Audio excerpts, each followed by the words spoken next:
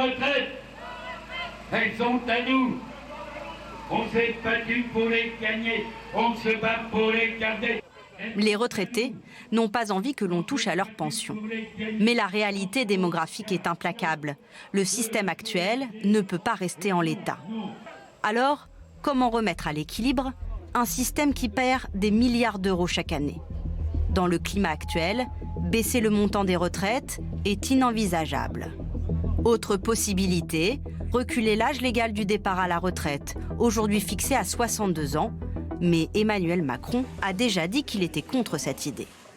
Est-ce qu'il faut reculer l'âge légal qui est aujourd'hui à 62 ans? Je ne crois pas. Je ne crois pas pour deux raisons. La première, elle est un peu directe, c'est que je me suis engagé à ne pas le faire. Et je pense que c'est quand même mieux, sur un sujet aussi important, de faire ce qu'on a dit. Une fois n'est pas coutume, Force ouvrière est d'accord avec le président. Il n'est pas question de reculer l'âge légal du départ à la retraite. 62 ans, c'est déjà beaucoup trop pour beaucoup. On n'arrive pas à 62 ans en bonne santé quand, je suis désolé, on a creusé des trous toute sa vie, même avec l'aide de pêteuses, etc. Le syndicat ne veut pas non plus allonger la durée de cotisation, mais a une autre idée en tête. Ce qu'on propose, c'est une augmentation de la part de la cotisation patronale sur les retraites. Le corps le dit dans son rapport, un point de cotisation mettrait le système à l'équilibre. Augmenter les cotisations patronales, il va de soi que le MEDEF n'est pas franchement pour.